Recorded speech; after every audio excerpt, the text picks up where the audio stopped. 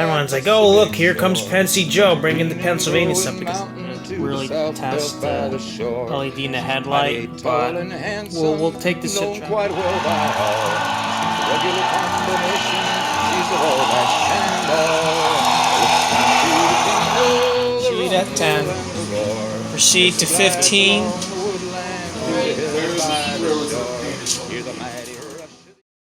Hey everybody, this is Pensy Joe back again for another Tweetsy Projects update.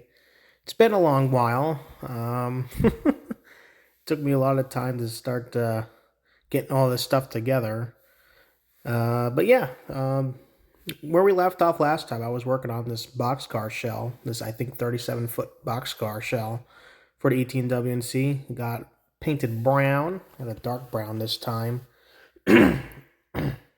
Well, the color is actually a whole red, and I thought it looked really good, so I was like, you know what, I'm going to keep it that way. And here's the other side, another isometric view of it as well. Unfortunately, I wish the rest of it came with it.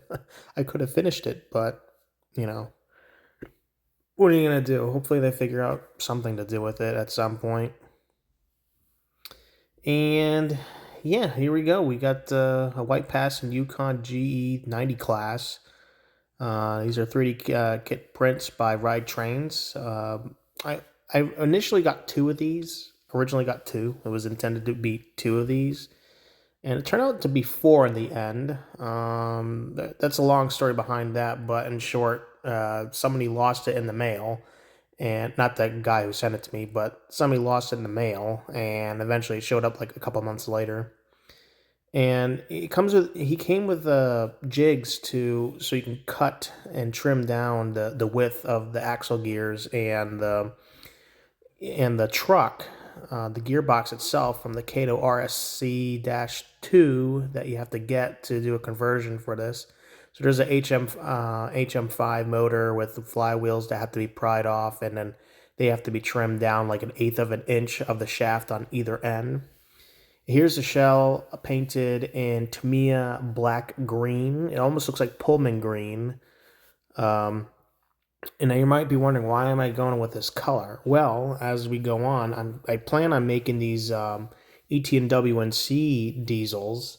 Now you might be thinking that's kind of sacrilegious, and even my club president, or not really club president, but the museum president was like, what is this abomination? And as you can see, we're adding more red. There we go. There's that Tweetsy red. And you might be wondering, why are they painted green like this in red? What would be the purpose? And I came up with a story that if the Tweetsy survived, they would eventually buy diesels for their for doing excursion runs with their passenger car fleet, and they'd buy a couple of diesels. And I think that if they wanted to match their passenger cars, they would do it in the Pullman green with the red and the black roof. As you can see here, I painted the roof black, and I made some corrections as I was going on. But it really started looking good as I was doing this. And unfortunately, I never really got the chance to do the decals yet. Hopefully, I'll be able to convince somebody to help me put decals on, because I suck at decals. Like, I really do. I'm okay at painting. I'll be honest. I'm okay at painting. And here I have it, testing on the layout, making sure the trucks were working well. I got one of the trucks to be perfect. And it worked as intended. So I realized that the kit works. It worked really well, but the other truck I made some mistakes with the axle gear wheel sets where they're wobbly, not completely, working well. And unfortunately, I broke one of the side frames. I broke one of the pins that lock into the chassis. So I'll have to get a new one. Other than that, we're switching over to doing the museum's ET&WNC 280s, being converted into pretty much the ET&WNC 280s. This is ET&WNC number 6. It has a number 6 on the sand dome. And here I am taking it apart so I can start doing some gunmetal gray painting on the smoke box. And I use Tamiya, again, acrylic paint. I really like the acrylic paint. I've come almost obsessed with using just acrylic paint for a lot of things. I find it to be really successful. I find it better than the oil-based. Well, I'm pretty sure it's all oil-based, but I don't really like the Testros as much. It's really oily and it's not really that fun. I know it's not a perfect shot, but there's a smoke box being painted the same gunmetal gray, and then it's also the headlight is going to be painted black, and then inside the headlight, I'm going to have to paint it white. If you didn't see this last time, I did another video a long time ago. If you're new, and it's a step-by-step process of tearing the locomotive down, and then I'm going to have to put like really to tear the locomotive down, you gotta be careful, especially taking the cab off, so you can take the shell off. These are tiny locomotives since they're HOn3, and to take the cab off, you got to make sure you don't rip off some of the piping detail that connect to the cab and of the off the locomotive, and then you got to put the new cab on once you're done painting it.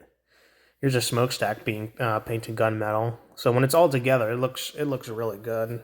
I've had people know Tweetsy stuff, and I asked them how do they feel about data conversions, and they love them, even though they're not completely accurate. And I didn't. My paintwork is all right. It's not perfect, but I did what I could with the skills that I had, and I feel like I did a really decent job. I don't want to boast about it. I mean, you'll see. My work speaks for itself. I mean, when I do the grab irons later on, and here's me doing more paint of the smokestack on the other side, making sure I get all of it.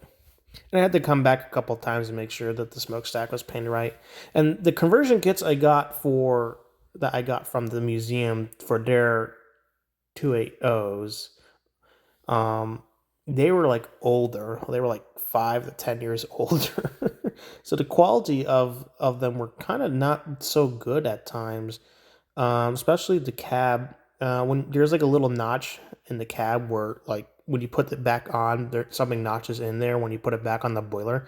Sometimes it causes that area to crack a bit, and that's really disappointing. But yeah, here's the Tweetsy cab right here. As you can see, I got to do some touch-up paint, which I did, and in the end, it looks fantastic. I hand paint it just because number one, it's small. Number two, it's also easier for me to direct the paint. As you can see, I did the white inside the headlight so that it can reflect the light better out of the headlight, and it looks really good when it's done too. If you ever come by the Johnson City Railroad Experience in downtown Johnson City, you will see these in person, and you'll be like, oh wow, these look pretty decent. I also did the iconic red lip on the top of the funnel for that the Tweetsy had. Uh, I did a little bit of a freelance of what the Tweetsy versions would look like.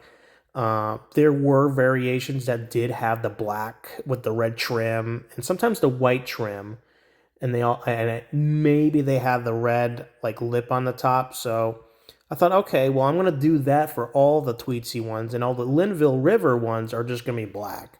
They're just gonna have the normal black. They're not gonna have the red trim or anything like that. Just to help distinguish the different eras that these engines operated, but not just the different eras, but also they represent the different roads that they served at throughout their time. And here's a tender being worked on. I put my own grab irons in. I use the leftover wires from like resistor wires that you get, kind of like from eBay. You get resistors. You get like an inch and a half or an inch of like wire, and it's really good. I really like the wires that they use with the resistors because they're easier to use than the copper wires that you use for making like the copper wires you get in kits sometimes are just really long and you got to cut them and you got to bend them, and they don't bend as good as these in my experience. Here's the other rear quarter, and they're not perfect. I'll be honest. They're not perfect grab irons, but these engines got banged up during their service, and you would expect that sometimes the grab irons get bent up sometimes.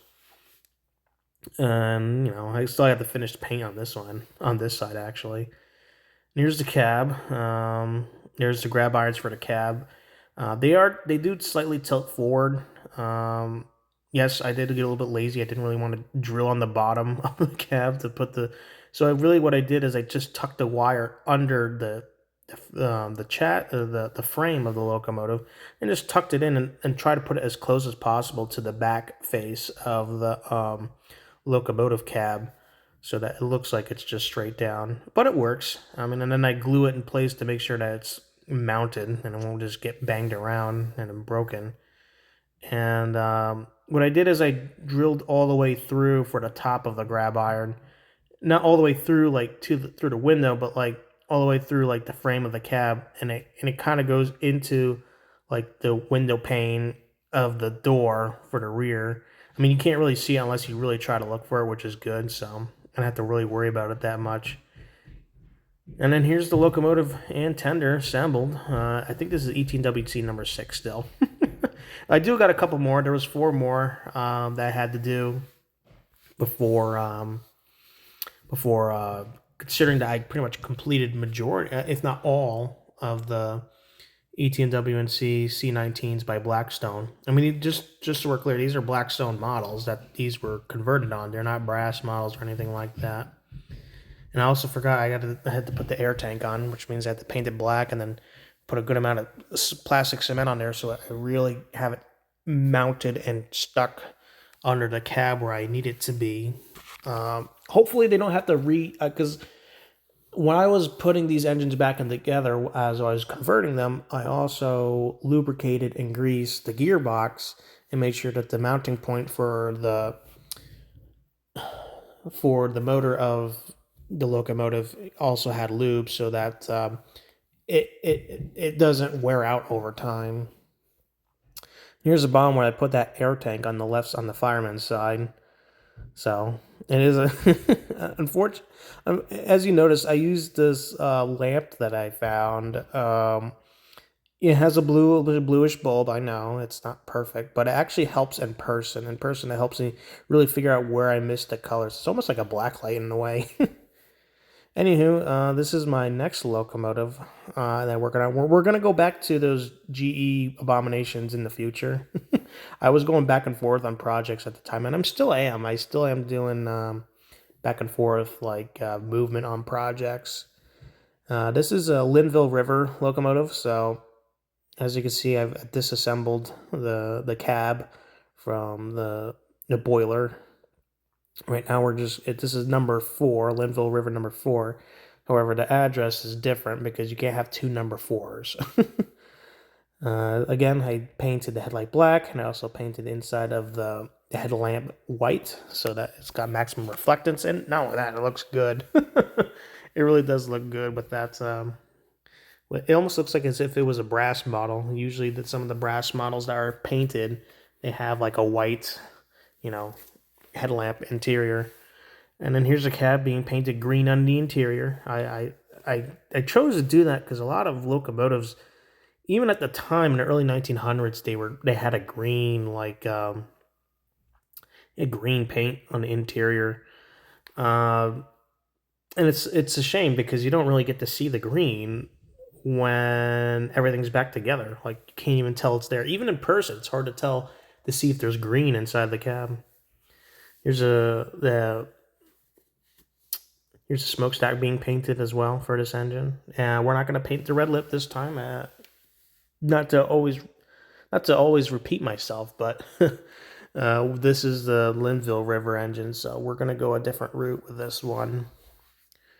Again, using that blue in there. As you can see, that bag of unpainted parts. That's for the Class 90. And I painted the smoke box gunmetal gray. I'm still using that Tamiya gunmetal gray. It's so good. And depending how you mix it every single time you use it, it can come out slightly different sometimes. And in a way, depending on how much you mix it, you can get like a darker gunmetal gray or a lighter gunmetal gray, and it can really like. I mean, you could use it as like a way that show that it's getting dirty and sooty, or it's really sooty. It's really or really clean. Like it really depends on how much you mixed the gunmetal gray, um, which is interesting. It's an interesting technique is to figure out how much you want to mix or shake the blend every single time you use it, or every other time you use it. Or if you don't mix it, you can just get like a darker gunmetal gray. It's really strange how that works. Some people are like, well, that's not really consistent, and I agree, it's not super consistent, but at least it gives some variance, like not artificially, but like naturally, I guess. I don't know. We all here's the cab. It's just painted black. Obviously, got to paint the part where it was being held on by the clamp right there. It's just painted black. Still more touch up paint because the shininess of the 3D printed plastic was still showing through a little bit. So I put more couple coats.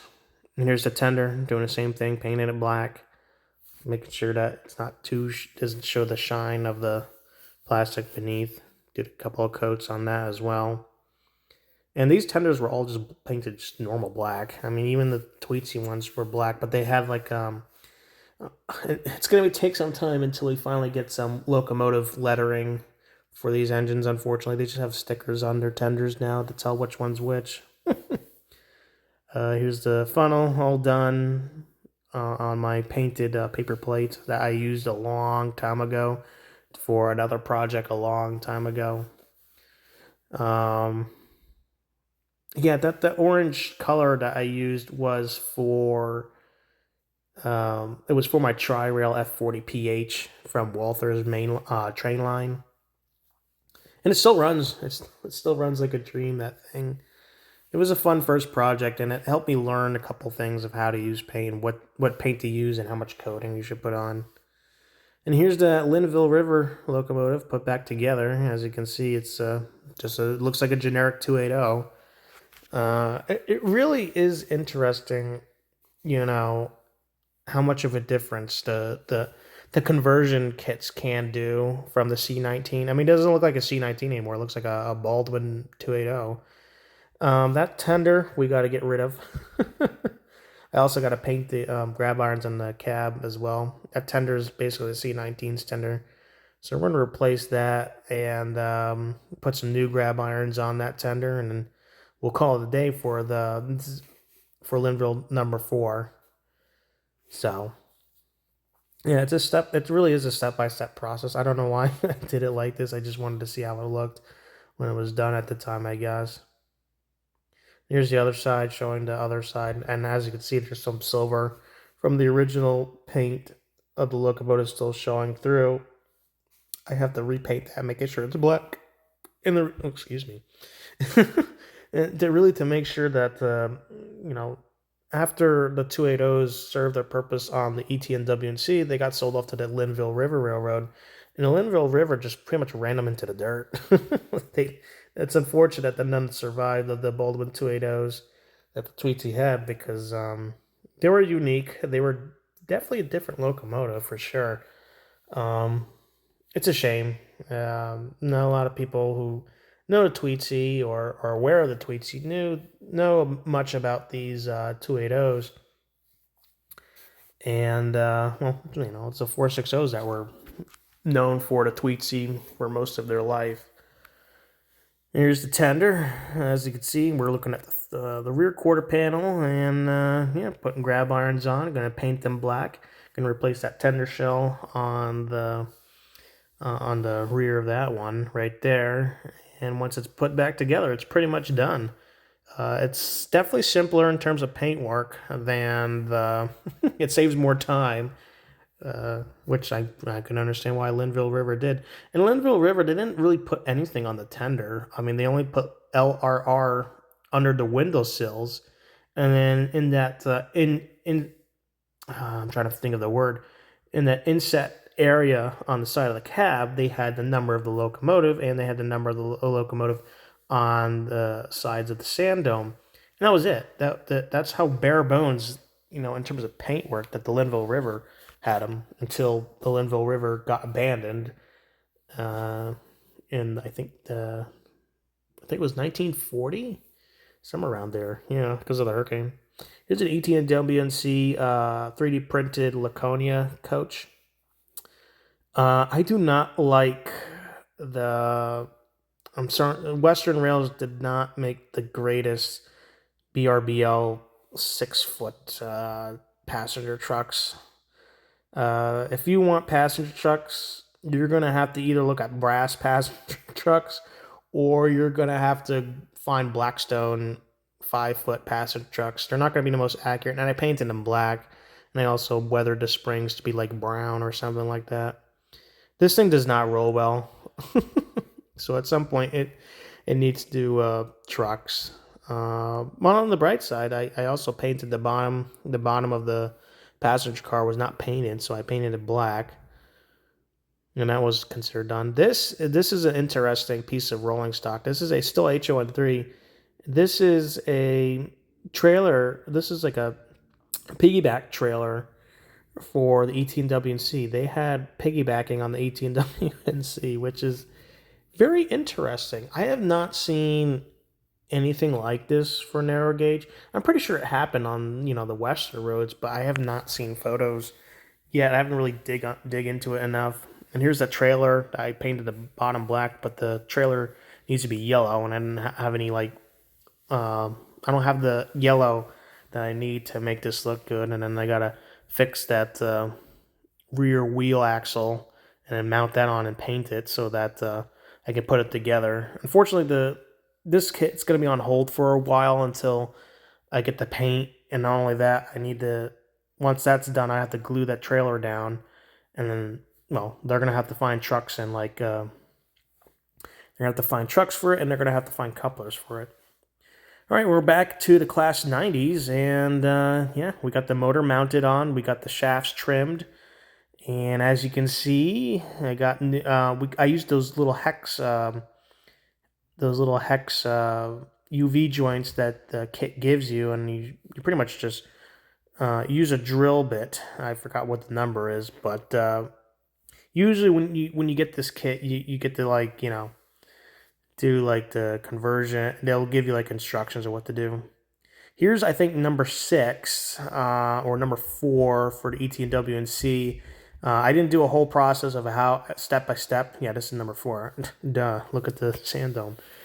I didn't do a step by step process because by now, I think people watching this would already, you get the gist of what's going on. And here's the last Linville River one, number 5, black. And as you can see, it's already been pre-weathered before reassembling. They pre-weathered these engines, but they can always weather the cab and tender. And as you can see, that tender, I still gotta replace it, and which I do in a bit. I replaced that tender by doing another thing of what the tender looks like. So I was painting the tender. I wanted to make it kind of look weathered. And to do it weathered, it's just how you do the brush strokes can make it look weathered and banged up. So I know it sounds kind of a lazy way of doing it, but it kind of works. It really does. How you do your brush strokes with the matte black make it look like it's been through a lot. Especially something this small on HOn3. And there's that tender back on number 5 or 6. Okay, whatever. It doesn't really matter. And obviously, on the front of the smoke box, I always paint the front of the number plate, gold with the red center. I'm not gonna do the lettering on the number plate. It's number 1. It's so tiny. To do a decal like that, it's gonna be a pain in the butt. But yeah, they're all done now, and now we're back to the Class 90s again. And now we're doing the right rail and left rail soldering tabs on those power pickups. And then we're going to start putting it back on the chassis in a bit. Make sure I upgraded I replaced the 2 axles on the front truck. That's going to be in the front of the locomotive. The other truck had a defective 2 axle gears, so I fixed that. I got new ones, and I got the tools for it. I finally got the right correct hobby knives, and it was just it was really simple, just cutting and reassembling them. The next thing I'm doing here is I got it upside down. I'm painting the frame of the model black finally. So we're getting there. We're definitely getting there. Unfortunately, I didn't show the interior wiring process. And I also realized I need to paint the interior of this shell black. It needs to be done. And if you see that inset for the winterization radiator in the rear, that's actually a really good spot to put a speaker or speakers. You could put cell phone, you know, mini speakers in there, or you could put I put a TCS bass speaker in there, and I just glued it in, and it works really well. The bass speaker is really good. And here we go, reassembled. We're pretty much in the final stretches right here.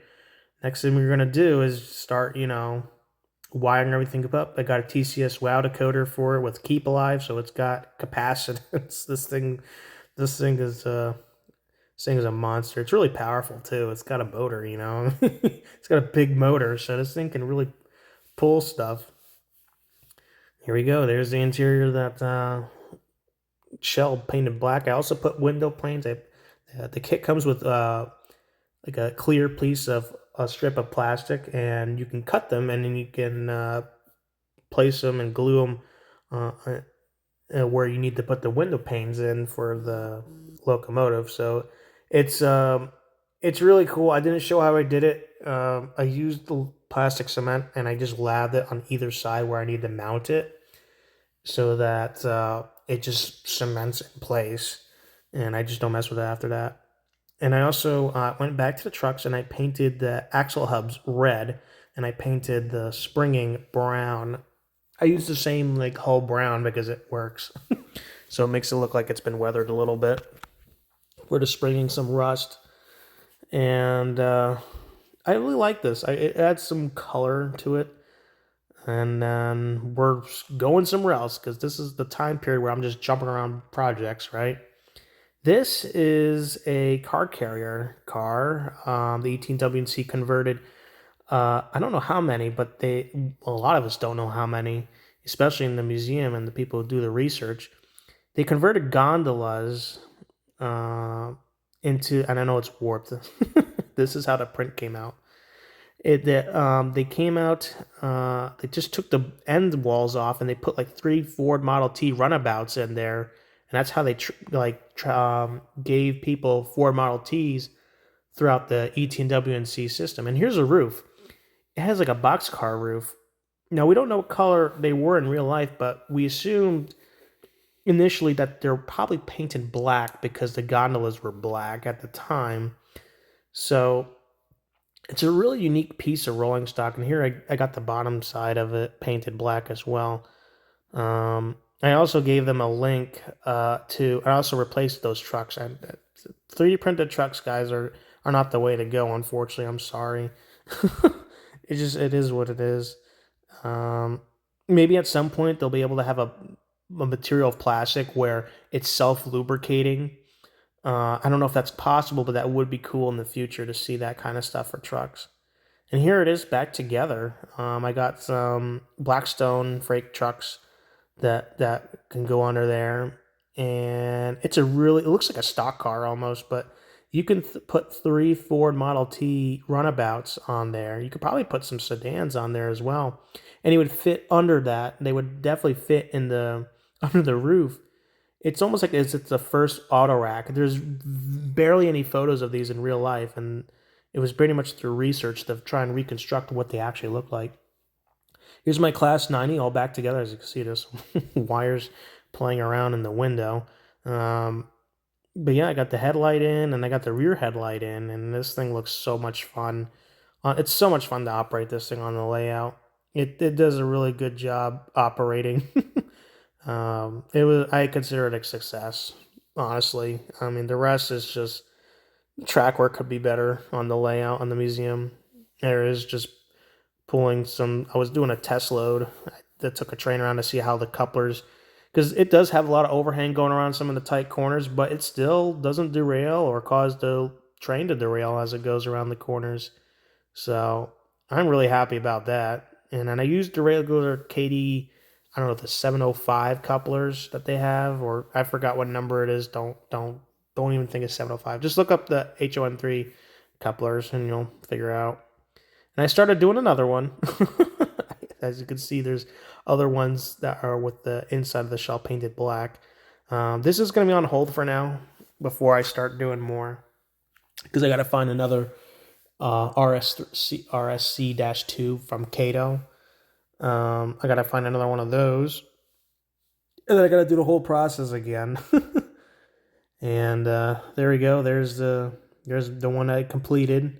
I also painted the headlight housing white as well. And yeah, this is pretty much where I am right now in terms of tweetsy stuff. And until then, I'm going to show you guys a running session of the Class 90 in operation. Well, some people call it the Abomination, which, to be honest, I don't care. These things will run in pairs in the end. Anyways, guys, this is Pensy Joe.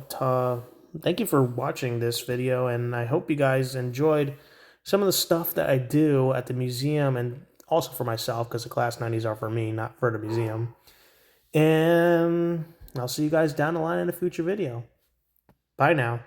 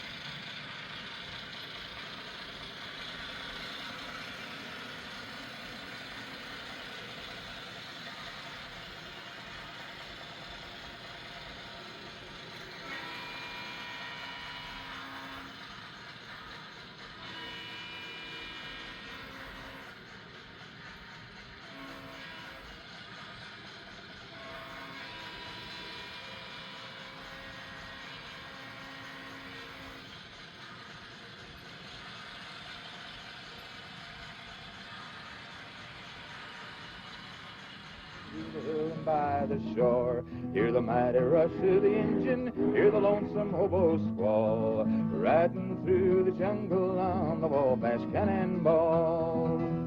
Now here's to Daddy Claxton, may his name forever stand, and may he be remembered in the courts throughout the land. When his earthly race is over, let the curtains round him fall. We'll carry him home to victory on the Wabash Cannonball. Oh, listen to the jingle, the rumble, and the roar, as she glides along the woodland to the hill and by the shore. Hear the mighty rush of the engine, hear the lonesome hobo squall, riding through the jungle on the Wabash Cannonball.